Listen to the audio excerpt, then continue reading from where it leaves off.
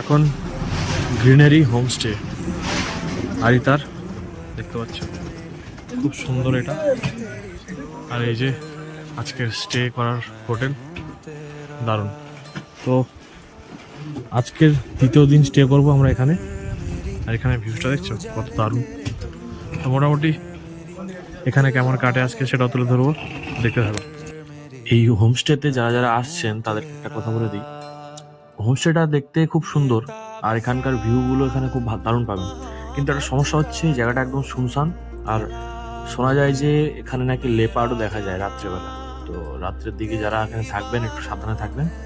তবে হোটেলটার মধ্যে একটা সমস্যা হচ্ছে এখানকার ব্যবহারটা অতটাও ভালো নয়, ঠিক আছে? যার জন্য আপনারা যদি এখানে আসেন তো আশা করবো জায়গাটা একটু অ্যাভয়েড করবেন, অন্য কোথাও স্টে করার চেষ্টা করবেন। আর খাবার দাবার খুব একটা ভালো ছিল না এখানে।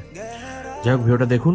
আর এই যে হচ্ছে আমাদের এই হোটেলে আসার পর থেকে এই কিউটিটা সবসময় আমার সঙ্গে ছিল, এবং আমি যেখানে যাচ্ছিলাম এ আমার সঙ্গে ছিল। আর একটু একটু আমি যা খাচ্ছিলাম একটু একটু খাচ্ছিল, কিন্তু খুব কিউট ছিল। এখানকার যে কুকুরগুলো খুব কিউট ছিল, আর এরা মানে একটু আদর খেতেই ভালোবাসে। ওই জন্য যেখানে যেখানে যাবে সেখানে সেখানে এরা চলে আসবে। আমার ডাক পেলেই চলে আসে বারবার। কি রে, কি? হ্যাঁ দেখছিস? আর ভিউটা দেখুন শুধু, অসাধারণ ভিউ। চারিদিকে পাহাড় পাহাড়, দারুণ লাগবে এখানে। আমরা এখন সকালবেলা রওনা দেবো জুলুকের দিকে। আর অসাধারণ একটা ভিউজ এখানে।